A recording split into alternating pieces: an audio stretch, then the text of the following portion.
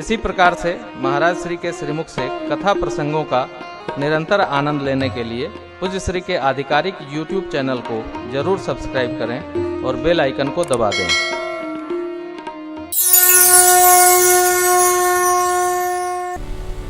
रात हम लोग 1 बजे तक इसी प्रसंग पर चर्चा करते रहे। बड़े अच्छे अच्छे भाव डॉक्टर साहब ने, व्यास जी ने भी, क्या बड़ा अद्भुत भाव आया। मेरा प्रश्न था कि गुरुदेव भगवान ने इतना समझाया, तब भी भरत भैया, गुरुजी, माँ, सचिव जी सबकी बात न मानकर और राम जी के पास क्यों चले गए? तो मित्रों ने बात कही, महाराज राम जी के प्रति अतिशय प्रेम के कारण, जहां अत्यंतिक प्रेमावस्था होती है तो फिर वो प्रेम कुछ नहीं देखता।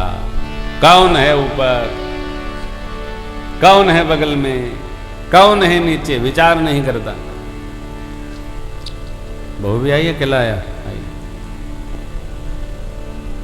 तो तेरी तो ससुराल है ना। ससुरारी बड़ी प्यारी, रहे दीन दुचारी, रहे एक पखवारी, सिर पर खांची कान्हे कुदारी।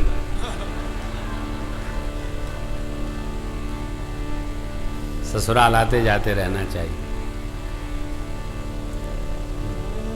रिश्तों को ठीक से जियो, जो भी है यही कथा है, खूब प्रेम से जियो, जितना जी सकते हो। कसम न खाइए किसी से, हमको तो सालों हो गया, नहीं ये ठीक नहीं, जन्म हो गया।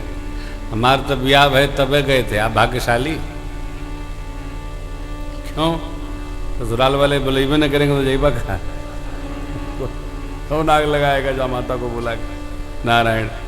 तो प्रभु कहते हैं, आप दृष्टि डालिए, भरत जी जैसा भाई भया नहीं। प्रभु कहते हैं, हो क्या गोस्वामी जी का प्रबंधन है। सुनहु लखन भल भरत सरीसा, विधि प्रपंच सुना।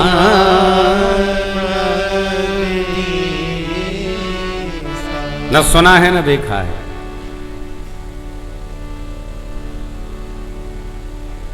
ये रघुवंश है। जिस वंश में, जिस कुल में धर्म की धुरी आ गई, वहीं भरत जैसे भाई का जन्म होता है, राम जैसे ज्येष्ठ का जन्म होता है। धर्म धुरंधर कुल में क्या करें? संपत्ति का आहरण न करें, रक्षण न करें, कुल में धर्ममय जीवन जीने का अभ्यास करें। यही प्रॉपर्टी है, यही थाती है। संतान में धर्म आएगी, लोक लोकोत्तर जीवन जीता रहेगा। ये कुल ऐसा है जहां रघुकुल ना था, धर्म धुरंधर, रघुवंश भूषण कुल की रीति है, क्योंकि धर्ममय कुल है। एक परंपरा है महापुरुषों की। 4 पीढ़ियों का तप तप गंगा जी का अवतरण भया। हम प्रथम मानकर अपने कुल में तपस्या का अभ्यास कराएं।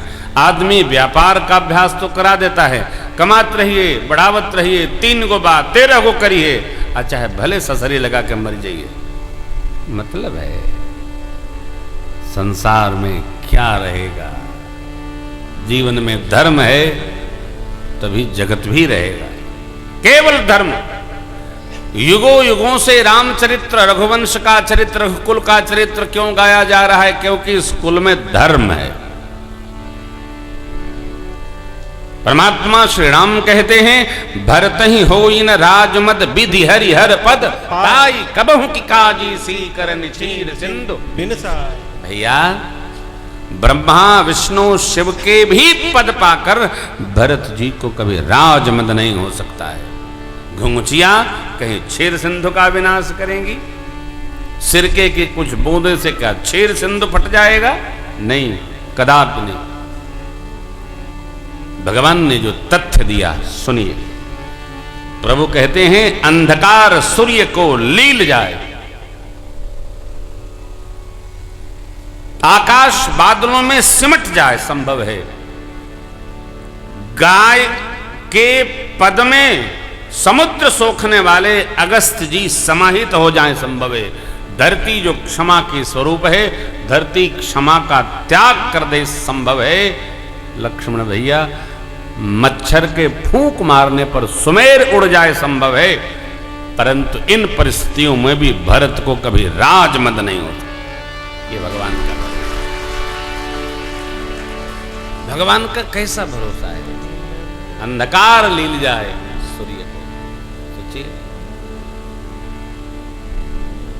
आकाश मेघ में मच्छर फूंके सुमेर उड़ जाए, समुद्र का पान करने वाले अगस्त जी महाराज गौ खुर के भरे जल में समाहित हो जाएं, धरती क्षमा छोड़ दे, तब भी भरत जी को राहत नहीं। और मेरे प्रभु ने सनिष्ठ लखन तुम्हारा शपथ पे तो आना, सोचे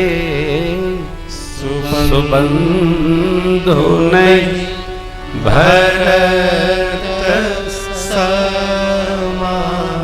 भैया आपकी सौगंध लेता हूं, पूज्य पिताजी की मर्यादा की सौगंध लेता हूं, भरत जी जैसा पवित्र भाविक भाई धरती पर नहीं।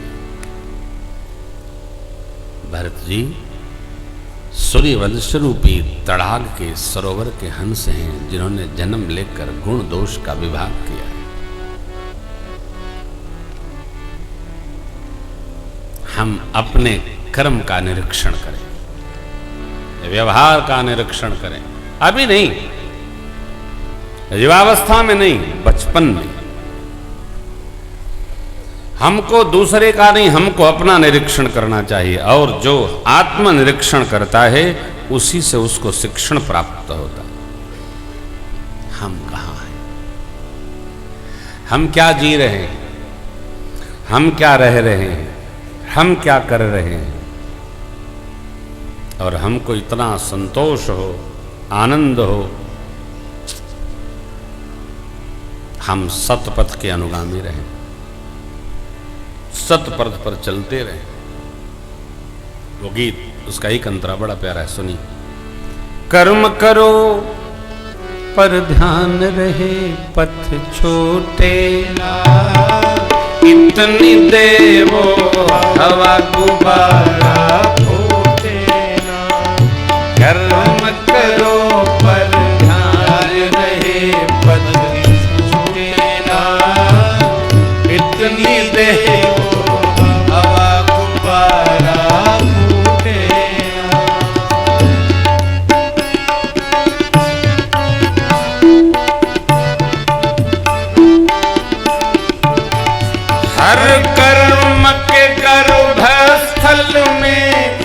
रहता हित अनहित अपना।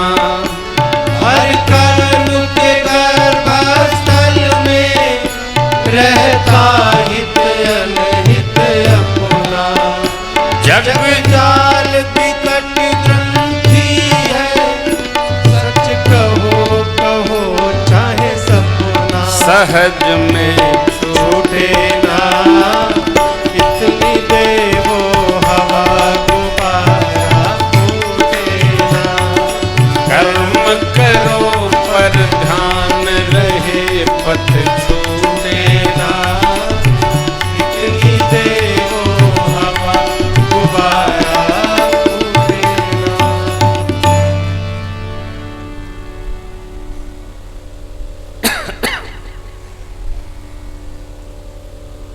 भगवान ने लक्ष्मण जी को लाड़ लड़ाया,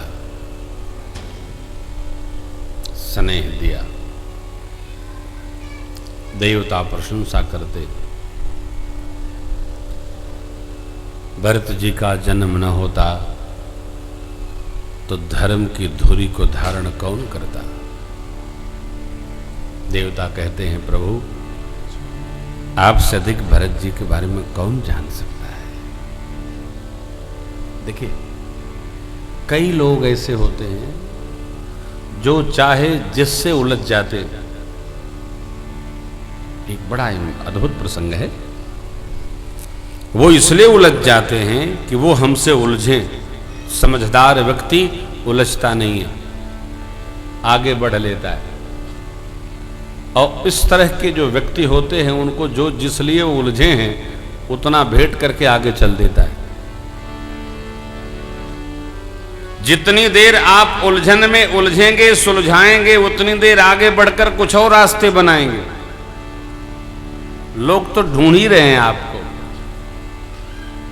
किसी महापुरुष के बारे में कोई टिका टिप्पणी कर रहा था तो किसी पत्रकार भाई ने कहा आपके बारे में इतना बोलते हैं, आप उनके बारे में कुछ नहीं बोलते। वो मुस्कुरा दिए। कई प्रश्न आए, फिर खत्म, फिर समाप्त। फिर वो पत्रकार भाई फिर पूछे, आपसे मैंने प्रश्न किया, आपने उत्तर नहीं दिया। फिर मुस्कुराए। 3 बार प्रश्न किए और तीनों बार मुस्कुराए महापुरुष। ले आप बोलते क्यों नहीं है? इस बार ठहाका लगा के हंस दिए। 2 बार मुस्कुराए, इस बार ठहाका लगाए। पत्रकार भाई बहुत कुपित हुए, उनको बड़ा क्रोध आ गया। आपको पूछता हूं, आप बताते नहीं। महापुरुष ने कहा आप मेरे बारे में पूछो ना, आप मेरे से दूसरे के बारे में क्यों पूछ रहे हो? मेरे बारे में प्रश्न करो। आपको शास्त्र पूछो, पुराण पूछो, मैं दूसरे के बारे में क्या बताऊंगा? समझिएगा, हम हमारे बारे में जानते हैं, लेकिन हम दूसरे के बारे में बोलने से चूकते नहीं, रुकते नहीं। बोलेंगे ही बोलेंगे, नहीं जानेंगे वो भी बोलेंगे। फिर महापुरुष ने कहा वो बोलते ही इसलिए हैं कि हम भी बोलें। वो ही बोलें तो ठीक है, हम भी बोलें, यही तो वो चाहते हैं। हम न वो बोलें, हम न बोलें, तभी तो बोलना है। हम भी बोलें, वो भी बोलें, तो बोलने का बात समाप्त, कोई अर्थ नहीं। इसलिए आप ध्यान रखो, आप और हम भगत हैं। हमारे बारे में कोई बोले, बोलने दो, चलते रहो। हमारे बारे में इतना कहा, आज हम मिलेगा तो ठीक करेंगे, तो आप ठीक करते रह जाओगे, यात्रा रुक जाएगी, उलझन बढ़ेगी। उलझन नहीं बढ़ाना, भगत को उलझन नहीं पैदा करना, भगत को सुलझते रहना, आगे चलते रहना। कोई क्या कहता कान बंद रखना। भगत की गति गजगति होनी चाहिए, श्वान गति नहीं। एक साथ 100 श्वान गज को बोलते हैं, गज बोलता है क्या? चलते एक पांव उठा के रख दे तो 4 जन एक साथ दब जाएं। गजगति, भगत को गजगति रखना, नहीं बोलना। मंदाकिनी तट विश्राम भया इधर। अगले दिन भगवान का दर्शन है। श्री अवध से और परमात्मा के दर्शन तक की यात्रा में कुल 9 दिन का समय लगा। अस्तु श्री राम कथा का अनुष्ठान 9 दिवस का रखा जाता है, जिससे हम आप भगवान की शरणागत प्राप्त कर सकें। यह नवाह पारायण है। कथा में नवाह पारायण हम कोशिश करते हैं अधिकतम चौपाइया। जे गावें ही यह चरित सम्हारे, आप गाएं हम गाएं, चलते चले।